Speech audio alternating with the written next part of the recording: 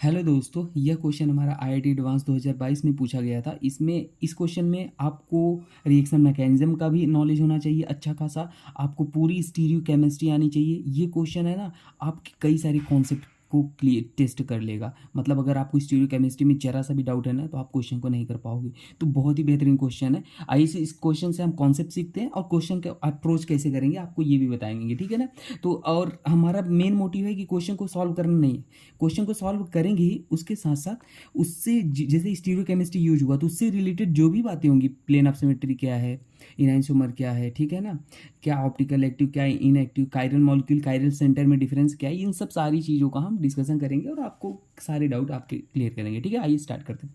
देखिए, इसमें बोला था कि कंप्लीट ओजोनोलिसिस कराया गया है, O3 जिंक H2O के लिया गया है। तो कंप्लीट ओजोनोलिसिस मतलब सारे डबल बॉन्ड पे ओजोनोलिसिस होगा। तो बोला है जो प्रोडक्ट बनता है उसमें total number of chiral molecule कितने हैं।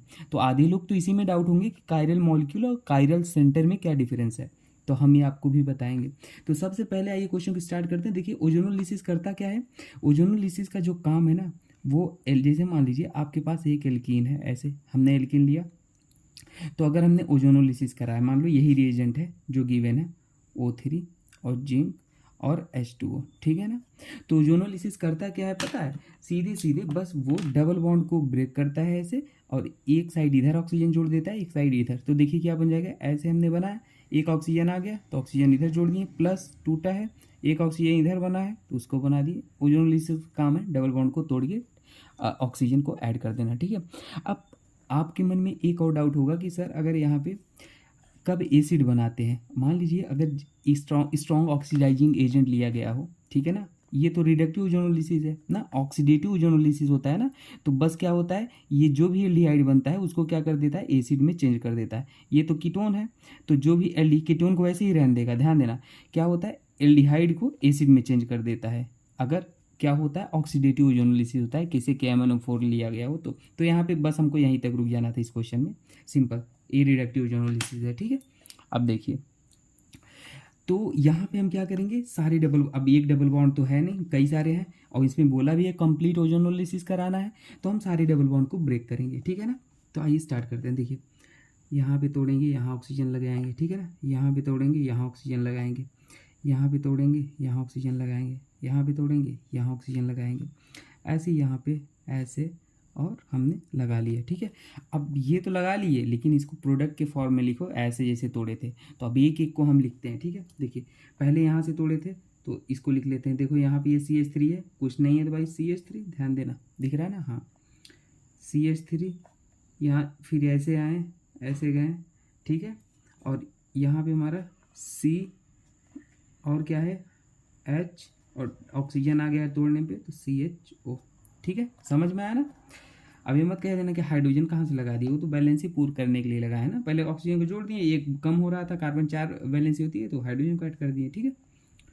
अब देखो, अब वहाँ से आगे बढ़े, ऐसे हम यहाँ पे दिखा रहे हैं आपको। देखिए, यहाँ से हम गए, डबल बॉन्ड ऑक्सीजन है, ऑक्सीजन लगा देते हैं, ठीक है, दिख रहा है आपको। यहाँ से ऑक्सीजन ऐसे गए, ठीक है, फिर ऐसे गए, ऐसे गए, ठीक है।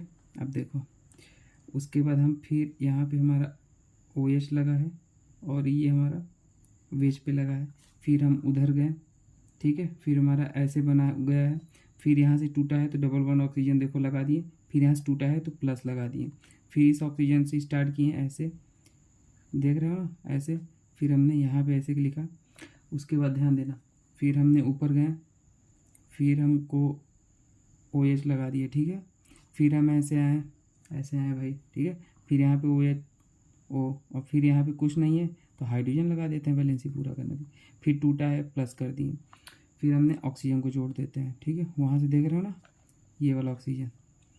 फिर ऐसे गए, यहाँ पे आए, यहाँ पे हमने OH लिख लिया। फिर हमारा वेज पे वो है मिथाइल। फिर हमने ऐसे गए, फिर हम इधर, फिर ऐसे हमारा ऑक्सीजन लग गया, ठीक है। फिर यहाँ से टूटा है, प्लस लगा लिए। फिर हमने क्या किया, ऑक्सीजन को जोड़ लिया, ठीक है। देखो, वहाँ से ऑक्सीजन, बाकी मिथाइल है नहीं तो हाइड्रोजन लगा लेते हैं। फिर हम ऊपर गए, मिथाइल लगा लिए, ठीक है, वहाँ पे OH लगा देते हैं, ठीक है। और फिर हमारा ऐसे इधर आए ऐसे, और यहाँ पे हमारा ऑक्सीजन है ये वाला, फिर टूटा है प्लस लगा दिए, फिर हम बना लेते हैं, ठीक है, ऑक्सीजन ये वाला, और ऐसे ऐसे, ठीक है ना। बहुत ही अच्छा क्वेश्चन था, अगर आपको कॉन्सेप्ट आते हैं तो बहुत ईजली है, ठीक है, कोई दिक्कत की बात नहीं है। फिर हमने ऐसे लगा लिया, यहाँ से वो वाला लगा लिए, देखो, ठीक है। फिर अगले स्टेप में हमारा ये वाला ऑक्सीजन है, तो वही हमारा एल्डिहाइड बनेगा। हम आपको दिखा देते हैं, ऐसे हाइड्रोजन और एक हम CH3 लगा लें, ये CH3 इधर आए, CH3 इधर गए, कार्बन और ऑक्सीजन ऑक्सीजन, ठीक है ना। तो ये हमारे प्रोडक्ट बन गए फाइनली। अब बात यहाँ ख़त्म नहीं हो जाती, पूछा था total number of chiral molecule. तो अब देखो हम आपको स्टीरियोकेमिस्ट्री की बातें सिखाते हैं। देखो कायरल मॉलिक्यूल और कायरल सेंटर में डिफरेंस होता है। जैसे कायरल सेंटर क्या होता है, कायरल सेंटर क्या होता है, अगर कायरल सेंटर मतलब मान लो कार्बन sp3 हाइब्रिडाइज्ड है और उससे 4 डिफरेंट ग्रुप जुड़े हों, जैसे A B C D, एक कार्बन से 4 डिफरेंट ग्रुप जुड़े हों तो उसको क्या कहते हैं, कायरल सेंटर, ठीक है ना। ये कैसा है, कायरल सेंटर। अब इसमें क्या पूछा था, इसमें पूछा था कायरल मॉलिक्यूल। तो कायरल मॉलिक्यूल में क्या डिफरेंस होता है ये भी आप समझ लो। कायरल मॉलिक्यूल मतलब होता है ना ऐसे मॉलिक्यूल जिसमें क्या हो, प्लेन ऑफ सिमेट्री क्या हो, एब्सेंट हो, प्लेन ऑफ सिमेट्री क्या हो, एब्सेंट हो, तो मॉलिक्यूल कायरल होता है और ऑप्टिकली एक्टिव भी होता है। आप कहोगे सर ये क्या बता दिया, ऑप्टिकली एक्टिव ये क्या होता है, व्हाट इज़ दिस। तो देखो हम ट्रिक याद रख लो, कभी भी P एब्सेंट, क्या P absent NCO, plane of symmetry अगर एब्सेंट है तो मॉलिक्यूल कैसा होगा, नॉन सुपर इम्पोजिबल होगा, कायरल मॉलिक्यूल होगा, ऑप्टिकली एक्टिव होगा। ये ट्रिक याद रख लो, ठीक है। अब कहोगे प्लेन ऑफ सिमेट्री क्या है, प्लेन ऑफ सिमेट्री ये है कि मान लो मेरे पास एक मॉलिक्यूल ऐसा है, एक कंपाउंड ऐसा है, ठीक है, मान लो। प्लेन ऑफ सिमेट्री क्या करो, आप कहीं से भी काटो, अगर उसमें मिरर इमेज, ये एक दूसरे के मिरर इमेज बिल्कुल एग्जैक्टली सेम आ जाते हैं। जैसे मान लो आपका चेहरा शीशे में देखोगे तो बिल्कुल आपके जैसे आएगा ना, ऐसा तो नहीं बदला। तो वैसे ही यहाँ पे क्या करो, आप चाकू से काट दो, कहीं से भी काटो। कोई कहेगा, आपके मन में डाउट होगा सर यहाँ से भी तो काट सकते हैं, हाँ काट सकते हो, पर मान लो कहीं से भी काटो, अगर एक भी प्लेन ऑफ सिमेट्री दिख गई तो देखो यहाँ से प्लेन ऑफ सिमेट्री दिख रही ना, यहाँ से काट दिए चाकू से, तो ऊपर का पार्ट नीचे के पार्ट से बिल्कुल सेम दिख रहा है, मिरर इमेज है, क्या एक दूसरे की मिरर इमेज, ये आपका चेहरा इधर मिरर शीशा के सामने सेम दिख रहा है, तो ये क्या है, इसमें प्लेन ऑफ सिमेट्री प्रेजेंट है, ठीक है। अब देखो यहीं पे अगर हम ऐसे काटे होते, मान लो हमारे पास ये था, ठीक है, और ये हमारा डैश पे था, यहाँ पे क्या करते, ऐसे काटते, तो ऊपर का चेहरा नीचे के चेहरे से मैच नहीं करा, ये देखो डैश में एवेज में, तो यहाँ पे प्लेन ऑफ सिमेट्री नहीं था, ठीक है ना। तो कहने का मतलब एक दूसरे के मिरर इमेज होने चाहिए काटने पे। अब किसी के मन में ये भी डाउट होगा कि सर हमारा जो, अगर मान लीजिए ये था, ऐसे था, तो हम इसको ऐसे भी तो काट सकते थे, ऐसे काटोगे तो भाई प्लेन ऑफ सिमेट्री क्या है, देखो नहीं दिख रही है। तो कहोगे सर ऐसे क्यों नहीं काटे, तो डियर वो आपको खोजना है, ठीक है ना। आप किसी से कहीं से भी काटो, ऐसे जगह से काटो, प्लेन ऑफ सिमेट्री अगर दिख गई तो क्या होगा, है एक भी दिख गई तो उसे माना जाएगा, ठीक है ना। तो यहाँ पे देखो एक दिख रही है ना, इस साइड से काटने पे, ऐसे काटोगे तो भ्रमित हो जाओगे, ठीक है ना, कन्फ्यूज, तो आपको गुमराह कर दिया जाएगा। तो आप खोजो कि प्लेन ऑफ सिमेट्री है कहीं से भी काटो, तो ऐसे काट के देख लिए हैं तो हो गया, आगे बढ़ने की जरूरत नहीं है, ठीक है। तो अब देखो इन सब प्रोडक्ट में यही खोजना है कि किस में प्लेन ऑफ सिमेट्री है, फिर हम जाके पता कर पाएंगे कि total number of chiral molecule. अब आपको क्वेश्चन ये भी पूछ सकता था कि chiral molecule total number of optically active molecule, तो कायरल मॉलिक्यूल मतलब ही क्या होता है, ऑप्टिकली एक्टिव होता है, यही बताया ना। प्लेन ऑफ सिमेट्री एब्सेंट तो नॉन सुपर इम्पोजिबल होगा, कायरल मॉलिक्यूल होगा, ऑप्टिकली एक्टिव होगा, तो कुछ भी कह के दे सकता था, ठीक है। क्या पता आपके नेक्स्ट टाइम में बोले का कितने number of optical active molecule है, ठीक है। तो आइए स्टार्ट करते देखें, पहले इन सब में निकाल लेते हैं प्लेन ऑफ सिमेट्री सीधे से। तो देखो यहाँ से इसको, यहाँ से इसे कट करोगे तो देखो, अब ध्यान देना, डैश मतलब क्या होता है, कोई भी चीज़ आपसे दूर जा रही है, ये चीज़ मान लो आपके आंखों से दूर जा रही है। और वेज मतलब क्या होता है, वेज ये है, वेज मतलब आपकी ओर जा रही है, कोई चीज़ आपकी आंखों की तरफ जा रही है, ठीक है ना, आपकी आंखों की तरफ। तो यहाँ पे जो है ना एक ही कार्बन है, ठीक है ना। तो ये OH देखो, ये मान लो हमने क्या किया, हमने एक कार्बन यहाँ पे बना लिया, ये वाला जिससे दोनों लगे हैं। तो डैश मतलब ये आपसे दूर जा रही है मान लो, और वेज मतलब ये आपके पास आ रही है, ठीक है ना। अब यहाँ से हम क्या करेंगे, चक्कू से काटेंगे, ऐसे ऐसे यहाँ से काट दिए ऐसे, देखो ये ऐसे काट देंगे तो बराबर ही तो कटेगा ना, देखो बराबर ही तो कटेगा, नीचे वाला भी और ऊपर वाला भी ऐसे चक्कू से काटते गए हैं तो बराबर ही कट रहा है ना, इधर का पार्ट उधर का पार्ट से बराबर है। तो इससे कन्फ्यूज नहीं होना, एक ही कार्बन पे थे। यहाँ पे देखो ये अलग अलग कार्बन पे थे, ये वाला जो था, ठीक है ना। तो यहाँ से काटने पर अलग अलग आएंगे, ये दूर दूर है, ये एक ही कार्बन है तो बराबर भागों में बटेंगे। मतलब देखो, और ये तो मैच ही कर रहा है, इधर का पार्ट इधर के पार्ट से मैच कर रहा है, ये तो बराबर कट रहा है, तो इसमें प्लेन ऑफ सिमेट्री है। और प्लेन ऑफ सिमेट्री है तो मॉलिक्यूल कैसा होगा, ए कायरल होगा। क्या होगा, ए कायरल।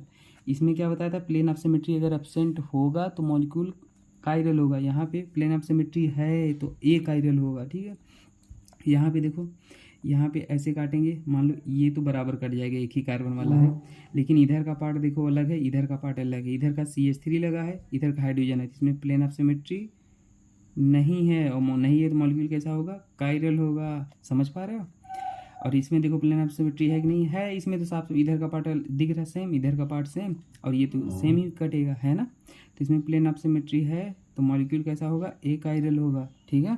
इसमें प्लेन ऑफ सिमेट्री नहीं है, देखो ये हाइड्रोजन है, CH3 है, तो इसमें प्लेन ऑफ सिमेट्री नहीं है तो मॉलिक्यूल कायरल होगा, ठीक है। और ऑप्टिकल एक्टिव भी बोल सकते हो, कायरल मतलब ऑप्टिकल एक्टिव, ठीक है। यहाँ पे देखो प्लेन ऑफ सिमेट्री है, दिख रहा है ना, इधर का सेम इधर का सेम, ये तो सेम ही होगा, तो ये कायरल होगा। अब आप कहोगे सर इन दोनों का क्या करें, तो डियर इन दोनों का सीधे सीधे है, देखो इनको थोड़ा ओपन करके लिखो, फिर आपको मैं सिखाता हूँ। देखो ऐसे CH CH और CH। अब देखो ये कार्बन तुम्हारा sp2 है, ठीक है ना। sp2 मतलब प्लेनर, ट्राइगोनल प्लेनर, sp2 मतलब प्लेनर। अब प्लेनर में है तो मतलब एक ही प्लेन में, कोई भी चीज़ है एक ही प्लेन में, ये प्लेन है मान लो आपका कागज़ जिस पे हम लिख रहे हैं, तो एक ही प्लेन में है, चक्कू से आप काटोगे तो ऐसे सब बराबर कटेंगे। हाइड्रोजन मान लो ऐसे होगा, ये हाइड्रोजन है मान लो, यहाँ से हम ऐसे काटेंगे तो बराबर, ऊपर का भाग नीचे का भाग बराबर। ये मान लो ऑक्सीजन है तो ऊपर का भाग नीचे का भाग बराबर, एक ही प्लेन में। और फिर यहाँ से ऐसे काटते जाओगे, ये पूरा मान लो हमने चक्कू से काटा, ये बराबर कटेंगे पूरा। अब आप ये मत कहना इधर हाइड्रोजन इधर तो है ही नहीं, हाइड्रोजन को मैं ऐसे मान लो यहाँ पे एक एटम है, ऐसे यहाँ से काटते गए, ऊपर का भाग नीचे का भाग हाइड्रोजन में बराबर है ना। ऑक्सीजन का भी ऐसे, कार्बन का भी एक ही प्लेन में है तो मतलब बराबर ही कटेंगे। अब ये देखो ये होता है sp3 टेट्राहेड्रल, तो यहाँ से काटोगे देखो ऐसे ये आएगा, देखो ये हाइड्रोजन आपस में मिरर इमेज है और ये हाइड्रोजन बराबर में कट गया, ऊपर का भाग नीचे के भाग बराबर है, तो ये क्या हो गया, इसमें बताओ, इसमें प्लेन ऑफ सिमेट्री है, ठीक है ना।